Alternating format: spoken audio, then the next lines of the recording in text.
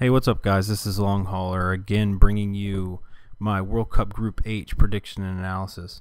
I know these are kind of quick, and I appreciate everyone watching them. And let's go ahead and get into Group H. The teams in Group H are Spain, Switzerland, Chile, and Honduras. Alright, getting into the specific team analysis, we'll start off with the heavy favorite of this group, Spain. At the time of the game, they have a FIFA World Ranking of #1 with 13 World Cup qualifications. Those brought about 23 victories, 9 draws, and 17 losses. I think since the making of this game, Spain has dropped to #2 behind Brazil. But they qualified first in UEFA Group 5, and their qualifying group was Bosnia-Herzegovina, Armenia, Estonia, Belgium, and Turkey. And Spain is one of the heavy favorites, along with Brazil and possibly Argentina and maybe England, to win the World Cup. They had traditionally been one of those teams that always had loads of talent, but had never really performed well on the global level, and that was until Euro 2008, where they beat Germany in the final, and that was their first real national team success in almost 44 years. And this year's team has so many world-class players at the different positions. It's hard to count them out. I know Fernando Torres is coming off a knee injury about 6 weeks ago. I'm pretty sure that he's going to be healthy. I don't know if he's going to be 100%, but alongside him, they'll have obviously David Villa, who's been in top form lately and is doing well for his club. They have one of the, if not the strongest midfield, with Xavi Alonso, Iniesta, and Silva. And sometimes those players overshadow a pretty solid defense with Puyol and Gerard Piqué, Sergio Ramos, and excuse me, Capdevila probably playing on the other side, and obviously Iker Casillas in goal. So, like I said, their main strength is their midfield. They rarely misplace or mispass a ball. They're very creative, and I'd say that their only weakness, if there is any, is attacking those outside fullbacks. They like to push up and are sometimes caught out of position, but look for Spain to easily make it through. Moving right into Chile, at the time the game was made, they had a FIFA World Ranking of 15. I think they've dropped a bit to number 18 now. They have 8 qualifications with 7 victories, 6 draws, and 12 losses. Chile qualified second in CONMEBOL. Their qualification group was pretty huge and full of powerhouses like Argentina, Uruguay, Peru, Paraguay, Bolivia, Venezuela, Brazil, Colombia, etc. They amassed a huge number of goals. I think they had 32 goals in qualifiers, so they're a very attack-minded team. They've had a bit of turmoil to overcome during qualifiers, obviously with the earthquake that devastated their country. Canceled a couple of their friendlies that they had playing beforehand, but their manager Marcelo Bielsa has brought everybody back together and put together a fairly close-knit team. Their strengths are attacking from the outside. They like to play through their wingers. They can get goals from just about anywhere, but being such an attack-minded team, that kind of leads into their weakness. They open themselves up for counterattacks. They play a 3-3-1-3, and their back three are probably the weakest of their 11. I see the back three starters as probably Ponce, Medel, and Jara, and I know Gonzalo Jara, who plays for West Brom. He's got very questionable fitness. Not only is he out of form, but he's also out of shape. So look for teams to attack Chile's back three, expose them on counterattacks, and Chile's going to compete probably with Switzerland for that second seed. So that Chile-Switzerland game is going to be a huge impact in the group. Moving on to Honduras. Honduras has a FIFA World Ranking of 37. I think they've dropped a bit now. This is only their second qualification, and they've yet to win a game in the World Cup finals. They do have 2 draws and 1 loss. Honduras qualified excuse me, they qualified 3rd in CONCACAF. those teams were Costa Rica, Trinidad, Tobago, Mexico, the United States, and El Salvador. So it was a fairly experienced qualifying group, and they did well to come out.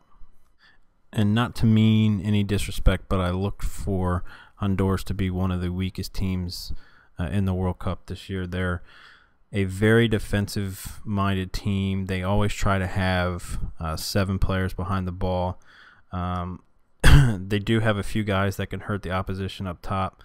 Carlos Pavon, maybe 36, but he plays a lot younger. And Wilson Palacios and Carlo Costly also provide a threat up front.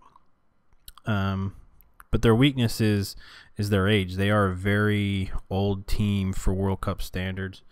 Like I just said, they have a couple over 30s. They have a couple over 35s. And some people say that Honduras's heart really isn't into playing well at the World Cup.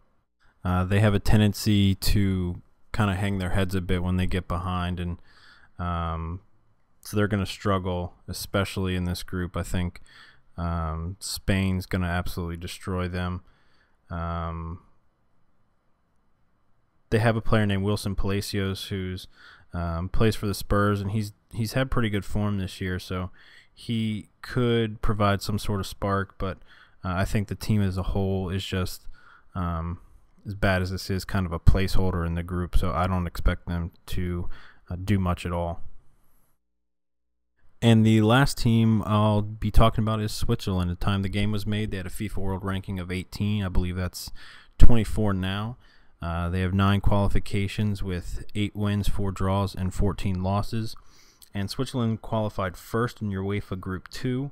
The qualification group was Israel, Luxembourg, Latvia, Greece, and Moldova.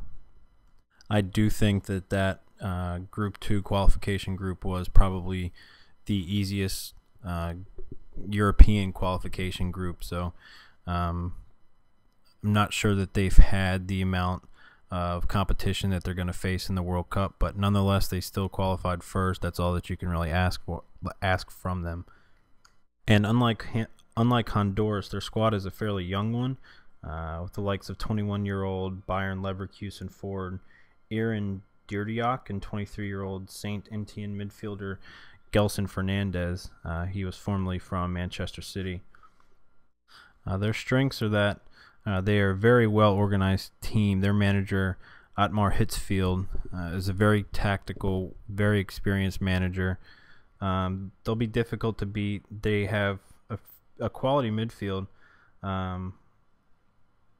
They might not be that incisive, but Gökhan Inler and Barnetta will retain possession, and Fernandez adds a bit of bite as well.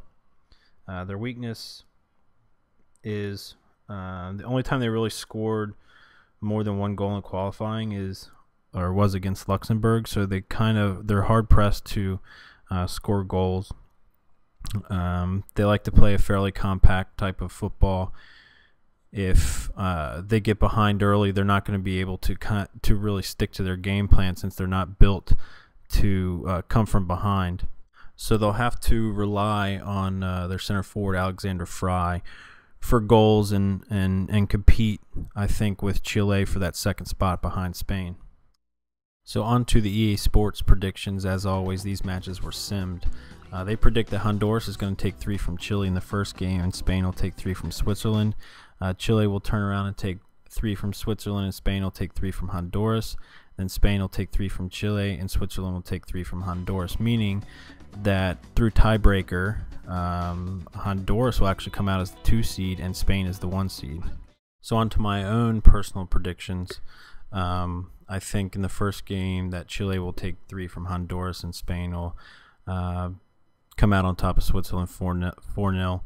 Chile will turn around and take 3 from Switzerland, and Spain will take 3 from Honduras. And then they'll turn around and take 3 more from Chile, and Switzerland will take 3 from Honduras.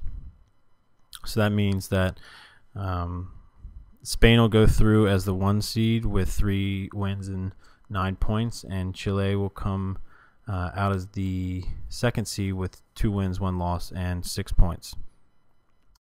So that's it, guys. That wraps up my predictions and analysis for Group H.